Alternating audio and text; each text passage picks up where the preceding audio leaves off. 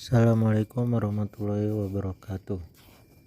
Saya Muhammad Rizky Ramadana dengan NIM 12012230071 kelas T4604. Saya akan menjelaskan tentang CLO 4. Di sini saya akan menjelaskan materi atom dan teori atom. A. Hukum dasar kimia. 1. Hukum kekekalan massa. Lavoisier pada tahun 1774 melakukan percobaan dengan memanaskan satu wadah kaca tertutup yang mengandung sampel timah dan sedikit udara. Melalui percobaan ini, Lavoisier membuktikan bahwa kain timah terdiri dari timah asal dan sebagian udara. Dengan ini membuktikan hukum kekekalan massa, law of conservation of mass. B. Teori atom. 1. Era Visum Yunani. Pada abad kelima sebelum Masehi, seorang filsuf Yunani yaitu Demokritos sudah mencetus tentang istilah atom, yang merupakan partikel yang tidak terbagi-bagi lagi. Pandangan ini ditentang oleh Aristoteles yang menyatakan bahwa teori bersifat kontinu.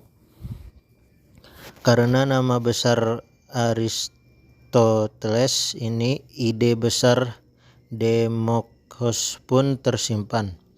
2. Teori atom Dalton. Dalton pada tahun 1808 mengemukakan teori yaitu 1. Unsur-unsur tersusun dari partikel sangat kecil yang disebut atom. 2. Sebuah atom dari unsur yang sama identik ukuran, massa, dan sifat kimia. 3. Senyawa terdiri dari atom lebih dari satu elemen dalam senyawa apapun. Rasio jumlah atom dari dua unsur yang ada adalah bilangan bulat sederhana. 4. Reaksi kimia hanya melibatkan pemisahan, kombinasi, atau penataan ulang dari atom. Teori ini merupakan dasar dari hukum kekekalan massa dan hukum perbandingan ganda yang bisa digunakan dalam stoikiometri perhitungan kimia. 3. Teori atom Thomson. Pada tahun 1880-an, ilmuwan menyelidiki mengenai dari radiasi emisi dan transmisi dari gelombang, di mana unsur-unsur tertentu mempunyai warna nyata dan sifat kelistrikannya yang khas. Ditemukannya tabung sinar katoda juga memantik dibukanya tabir mengenal struktur atom yang terdiri dari partikel dasar. Sinar katode merupakan sebuah partikel karena dapat memutar baling-baling yang diletakkan di antara anode katode. Partikel ini merupakan partikel menyusun atom yang bermuatan negatif yang kemudian disebut dengan elektron. 4. Teori atom Rutherford. Pada tahun 1911, Rutherford melakukan percobaan dengan menembakkan sinar alfa pada lempeng tipis emas.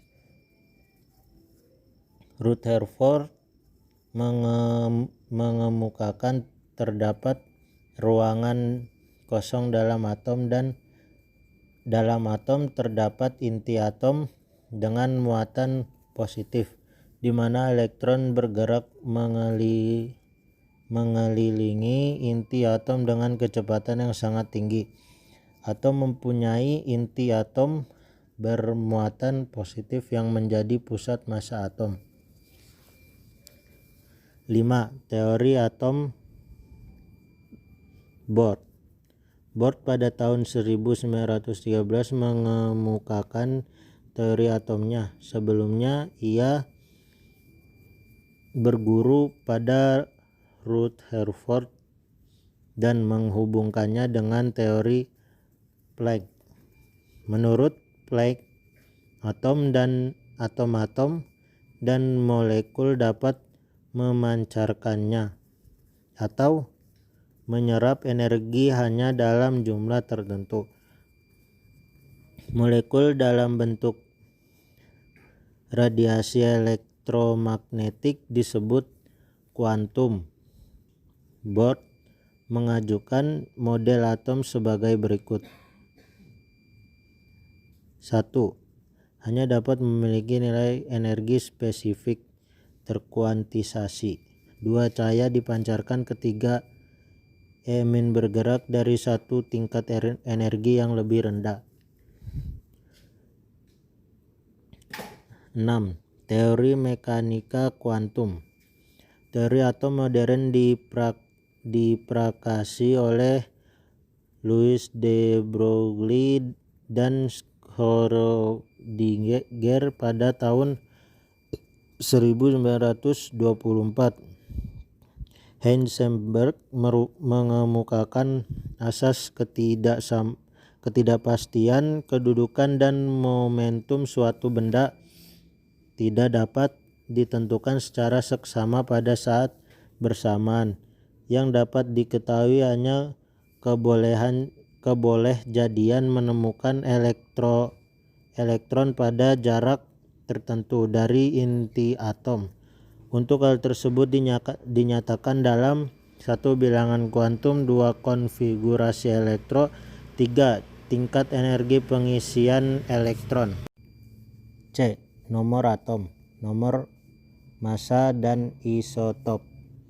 Berdasarkan jumlah proton dan elektron, nomor atom Z adalah jumlah proton pada inti atom. Pada atom netral, jumlah proton sama dengan jumlah elektron.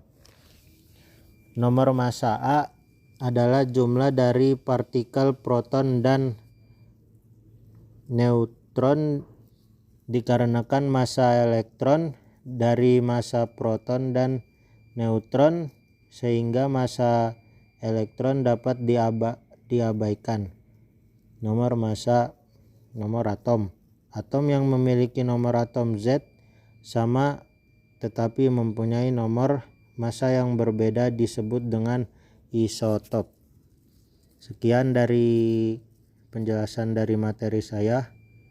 Wassalamualaikum warahmatullahi wabarakatuh.